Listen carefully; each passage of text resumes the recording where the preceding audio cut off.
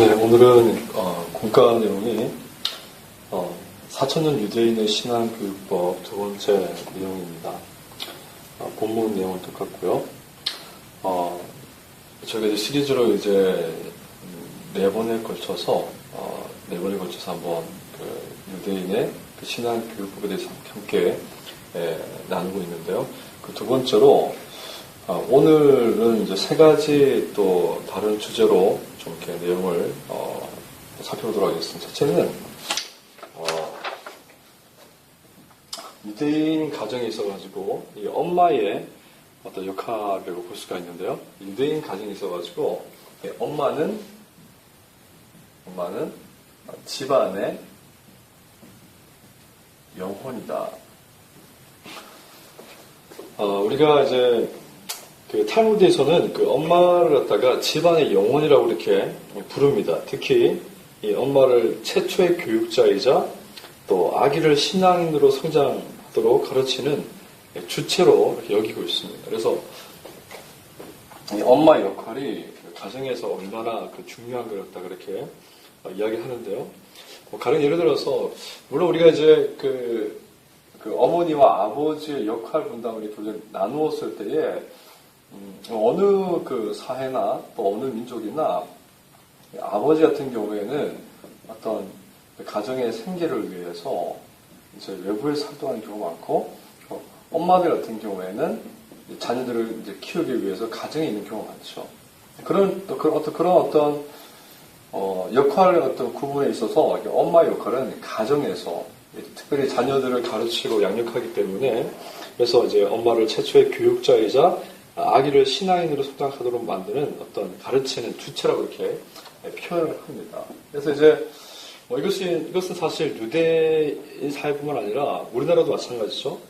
그 어떤 안중근 의사의 강직함이라든지 그 한석봉의 서체, 그리고 요즘에 그 수원 프로 축구단에서 뛰고 있는 이 정대세 같은 선수 같은 경우에는 전부 다 이제 그 뒤에 아주 위대한 어머니들이 있습니다. 있어서 그 자녀들을 키우고 양육할 때에 그들이 올바로 자랄 뿐만 아니라 어떤 그 나라와 민족이나 그리고 자기가 하고 있는 그 일에 대해서 아주 최선을 다하고 목적을 이룰 수 있도록 굉장한 도움을 주었다는 그 공통점이 있습니다. 그래서 어떤 성경에서 보게 되면은 남자는 그 창세기 보면은 남자는 땀을 흘려야지만이 소득을 얻을 수 있고, 여자는 해산하는 고통을 하나님이 이제 주셨죠. 근데 사실 해산하는 고통이 단순히 아이만 낳는 개념이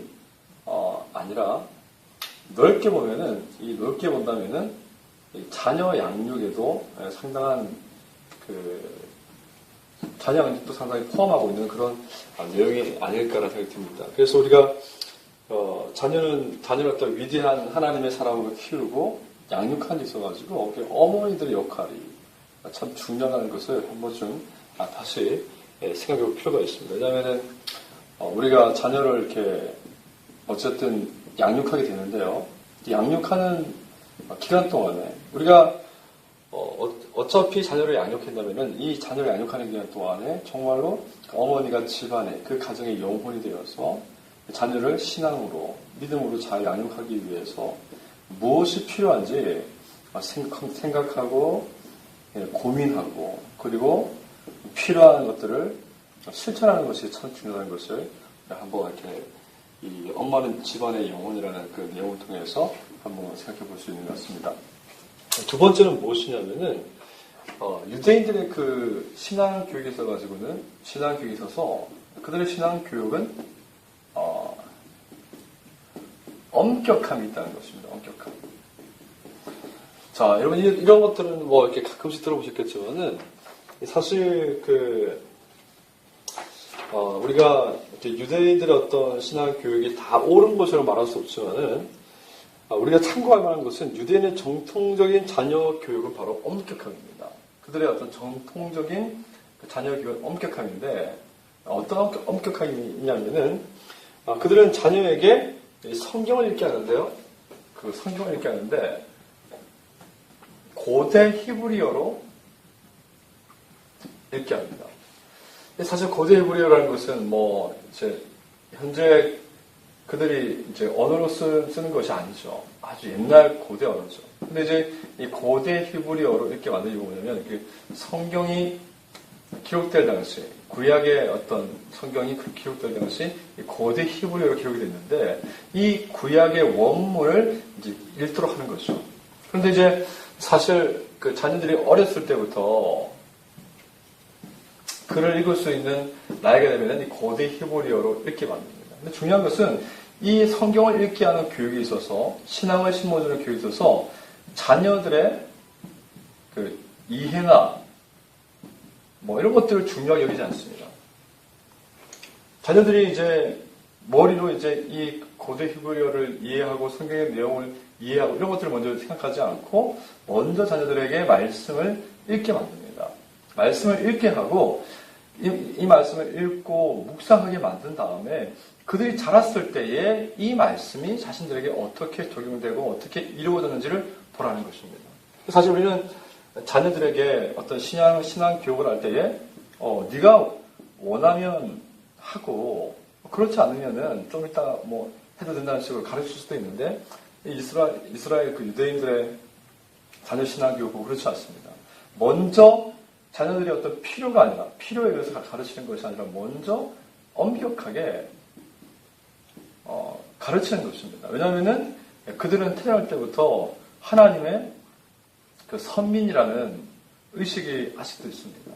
사실 이런 하나님의 선민이라는 의식은 우리도 가져야 됩니다. 우리가 영적으로 하나님의 선민이죠. 그래서 우리가 자녀가 태어났을 때에 우리 자녀들에게 그들이 무엇인가를 이렇게 언어를 이해하고 또 그들이 필요할 때에 신앙을 심어주는 것이 아니라 그들이 머리를 이해할 수 없을 때부터 그들에게 말씀을 심어주고 말씀을 읽게 하고 암송하게 하고 하나님을 믿게 하는 것입니다. 그래서 어떤 그들의 신앙 교육은 엄격한 그런 면에서 아주 엄격하다는 것을 볼 수가 있습니다. 그래서 우리가 이런 면에서 보게 되면은 우리 어떤 자녀 신앙 교육에 있어서 이런 부분들을 좀 이렇게 많이 생각해봐야 되지 않을까 하는 생각이 들게 됩니다. 자, 세 번째로는요. 이제 지난번에도 이런 비슷한 내용을 나눴지만은 이것은 마찬가지로 그 자녀의 그 성장에 있어서 성품이라든지 정서적인 면을 고려한 내용인데요. 자, 이것은 이제 그 맞벌이 이스라엘 같은 경우에도 그 여권 신장이 많이 되었기 때문에 일찍부터 여권 신장이 많이 되었기 때문에 사실 맞벌이 부부가 참 많습니다. 이제 굳이 이제 맞벌이 부부가 아니라 할지라도 아버지와 그 어머니가 육아에 참여하는 내용인데요. 자, 예를 들어서 예를 말씀드리자면 그 유대인 그 부모가 맞벌이 부부일 경우에 이들이 철칙이 하나 있습니다. 그게 뭐냐면은 기가 시간이 되면은 기가 시간부터 보통 9시까지 저녁 9시까지는 오직 그 아이들을 위한 그 시간을 가집니다. 아이들에게 성경을 읽어주고 아이들과 함께 놀아주고 아이들과 함께 하는 시간을 보내게 됩니다. 그래서 이제 의도적으로 이렇게 기가 후에 자녀들과 함께 하는 시간을 9시까지 보내고 이제 9시에 아이를 다 재웁니다. 그리고 나서 9시에 아이들이 다 잠들게 되면은 그때 부모님이 설거지를 한다든지 필요한 일들을 하게 되는 것입니다. 그래서 사실은 이들의 어떤 이런 철저한 어떤 그 아이들을 돌보는 이런 어떤 그 생각들은 따로 시간을 내서 이렇게 어떤 시간을 따로 만드는 것이 아니라 그 기가 후에 어떻게 보면 가장 중요하고 알짜배기 시간이죠. 그 시간을 자녀들에게 투자함으로 인하여서 그 아이들과의 어떤 정서적인 공감이라든지 또 아이들이 부모에 대한 신뢰감을 가질 수 있고 또 부모들이 자녀들과 함께 시간을 보내고 인하여서 이 아이들이 정서적으로 또 영적으로 모든 면에서 이렇게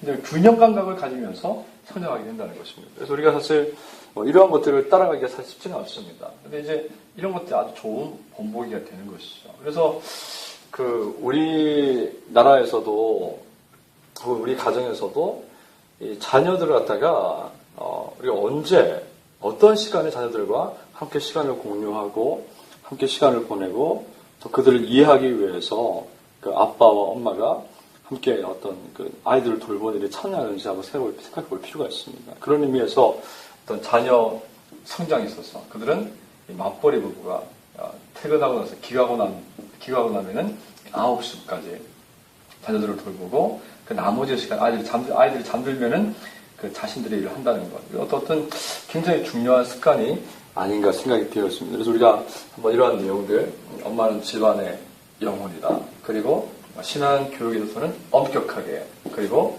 자녀의 어떤 돌봄에 있어가지고는 자녀가 성장할 때 균형 잡힌 성품이나 정서적 안정감을 주기 위해서 아이들에게 꼭 필요한 시간을 함께 공유하는 이런 것들을 우리가 한번 생각해보고 우리의 삶에 적용해 보았으면 좋겠습니다.